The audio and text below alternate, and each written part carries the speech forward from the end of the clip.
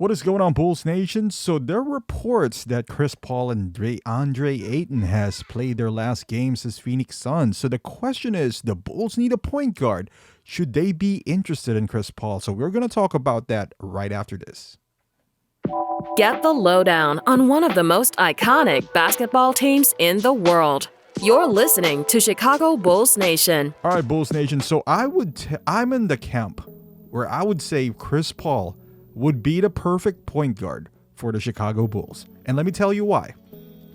And not because of the things that you think I would say, but I think he is the perfect fit for the Bulls. Because A, he worked with Billy Donovan. Billy Donovan arguably saved his career. Because at that point, Chris Paul was deemed as a toxic contract that's untradeable. That's why he was traded for Russell Westbrook. Remember, he was coming off Houston and they didn't do well. He was always injured, traded to the Thunder, and basically renewed his career basically under Billy Donovan. But that was years ago, right? So let me tell you why I think he's a great fit. Now, as far as the scheme on how we're going to acquire him, I don't know the specifics for that. I'm assuming that if Suns trade DeAndre Ayton for pieces, for example, they trade him to Dallas for, I don't know, some pieces, right? Let's just say they acquire Kyrie Irving. Hypothetical here. Using DeAndre Ayton and some pieces, they need to parlay now Chris Paul, because they can't have 2 point guards. Plus, he is always injured. And on the playoffs, you can't really rely on the guy. He's older. He's getting up there in age. So let's just pretend that they got rid of DeAndre Ayton. Now there's a hole in the center for the Phoenix Suns, right? This is just all hypothetical here. And let's say Chris Paul, because he's non-guaranteed. He's partially guaranteed. So they can cut him outright. Or they could trade him, for example, for a sign trade for Vucevic. So they can have a center. Now, I don't know if that's going to trigger a hard cap depending on where they land after the Ayton trade. Again, this is all hypothetical here, but let's pretend that we could get him for basically Vooch, maybe Kobe White, right? Maybe Kobe White. Let's say Vooch and Kobe White, because Suns wanted to be deeper. So let's say they acquire Kobe White alongside with Kyrie Irving, and on those pieces. So let's say we're going to get him for Kobe White and Vooch. I think that's a great deal. Why? I'm in the camp where I don't want to re-sign Kobe and Vooch anyway. I'm in a camp where I can let them walk away, because I'm in a camp where I'd rather take the cap space, because I don't want to commit too much salary for these guys unless we can sign them for a really friendly deal where we can trade them down the line. I just don't think they're going to make a difference, those two. You can move for. I'm all for moving forward. As far as Levine, Patrick Williams, maybe Dalen Terry, but I don't want to commit too much as far as assets and salary cap space for both Kobe and Vooch, because that would basically handcuff you into signing free agents in the upcoming years if you sign them for 3 or 4 5-year deals. Now you're going to be basically the same Bulls team every year with Kobe, especially if you sign them where their contract is a bit harder to trade. Let's say you sign Vooch for $22 million a year. That's going to be hard to trade down the line. You sign Kobe for $18 million a year. That's going to be hard to trade. That's going to be like Gary Trent Jr. type of contract without, basically proving anything. What if he regressed again? You never know. So I don't really want to be hampered by those contracts. But if you acquire Chris Paul for those two, right? So there's 2 things that could happen. He can galvanize the Bulls. That's the point guard, defensive point guard as well. He can defend pretty well. I know he's getting up there in age. Let's say the best case scenario, he led the Bulls to the playoffs. He remained healthy. There's not a whole lot of pressure because you got Levine and DeRozan running with him. He's the facilitator. He distributed the ball. We signed another center. Let's say we just had Drummond or Naz Reid out there, and then you start Patrick Williams as well.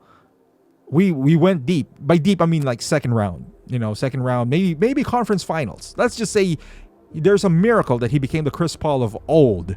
I don't think that's still a championship team, but let's just say that happens. Cool. he still has one more year of his contract. You can keep him again, and then I don't know what you do with DeRozan. Maybe let him walk. I don't know, or re-sign him for 2 years, 3 years, 1 year not guaranteed, something like that. All good and gravy, right? You got your point guard. You sign a defensive center.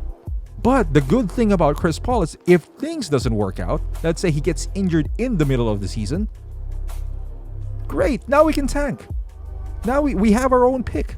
So we can keep our pick, right? We can keep our pick, a high draft pick at the same time.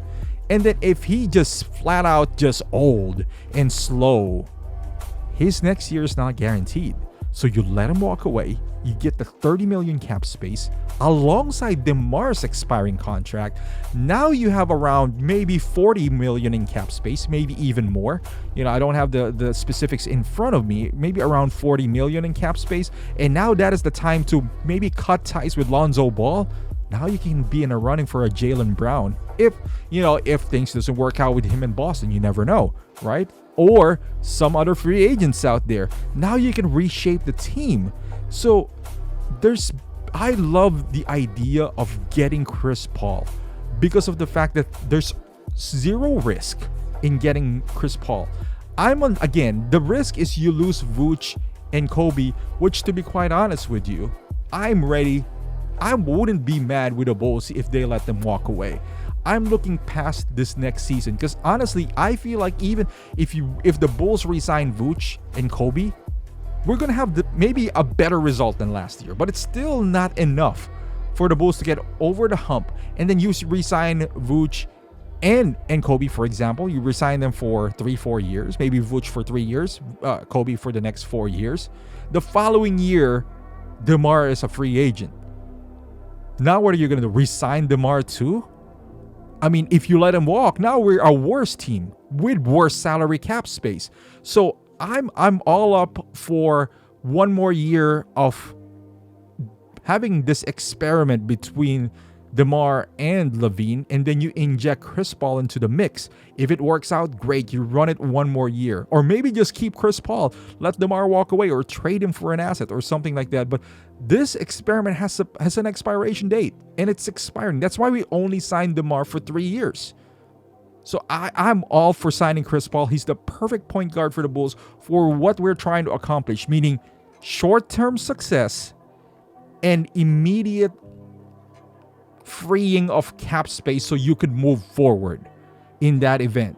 You sign Chris Paul, I'm not saying we're going to win a championship. I don't think you can sign anyone or realistically make any moves with this Bulls team that's going to win you a championship. Nothing. You can sign Vooch and Kobe, and that still wouldn't make you closer to the championship. But by acquiring Chris Paul, you have that band-aid for a year that if it works, great. If it doesn't work, then you cut ties and you have $40 million in cap space that you can make a running for any free agents that you want this year or maybe next year. So let me know in the comments how you feel about this. I understand all the skepticism about Chris Paul, his age, his injuries. And for me, I don't want to acquire Chris Paul because of his talent. I want to acquire him for his non-guaranteed contract the year past this year. So thank you for watching. Hopefully you liked this video. Give it a thumbs up, subscribe to the channel, and I'll see you guys in the next video.